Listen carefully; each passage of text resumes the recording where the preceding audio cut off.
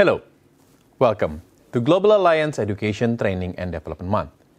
I'm Alexander Aruan, Program Director of London School Academy Digital and Lecturer of Communication Studies of LSPR Communication and Business Institute.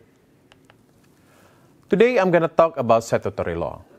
Statutory law is a written law passed by ruling bodies of a country are binding on everyone. Failure to comply with the could result in a fine or imprisonment. The public relation professional must be aware of the key laws that concern public relations. It is essential for any planned activities is checked by the lawyer before we commit to it.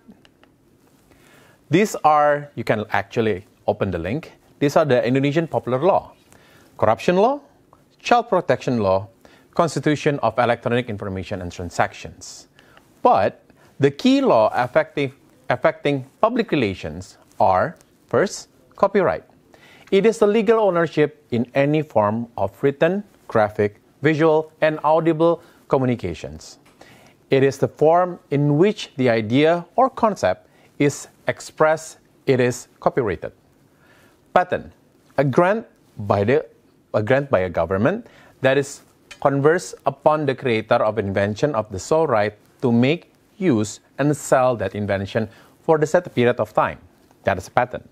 And trademark, a distinctive name, symbol, motto, or design that legally identifies a company or its product and services, and sometimes prevents others from using identical or similar marks.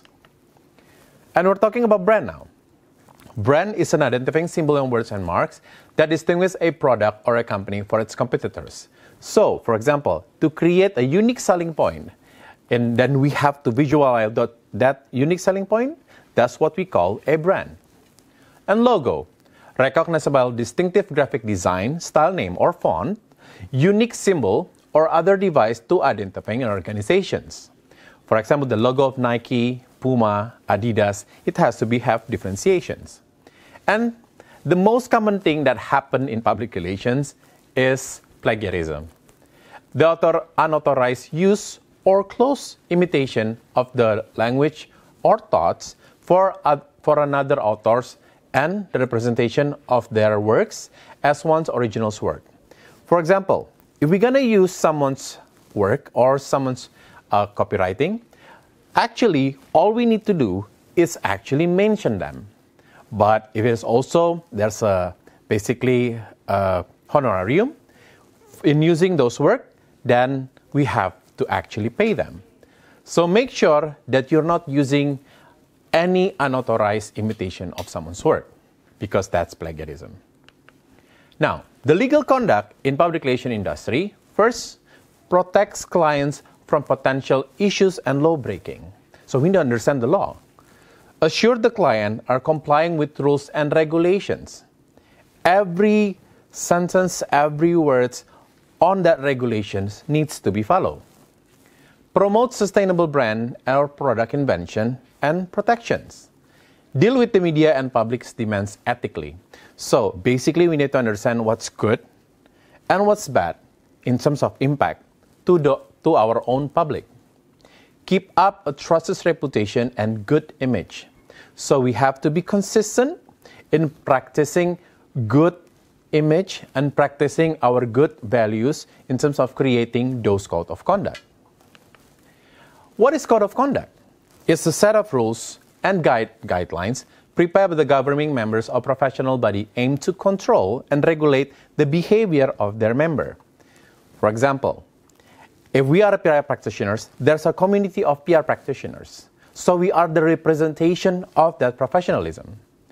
The breach of the professional code by a member could have serious repercussions for their continued membership. Professional organization or association that's actually govern this code of conduct, we call them, for example, Public Relations Organization, Institute of Public Relations, Public Relations Society of America, Global Alliance, and Public Relations Institute of Australia. This is just an example. In Indonesia, we have Perhumas and ASEAN PR Network, or APRN. The Code of Conduct cover practice of public relations, how the practitioners deals with the media, the publics, the employers, client, and of course, colleagues. The code of emphasizes honesty and proper regards for the public interest, reliable and accurate information, so integrity is the key. There are some issues in PR legal conduct. First, we call it libel. It's a printed falsehood when you mention something that is wrong, that's not according to the facts, about someone or some organization. Libel is the printed one. Slander if you say it orally. So, if we combine, we call that defamation.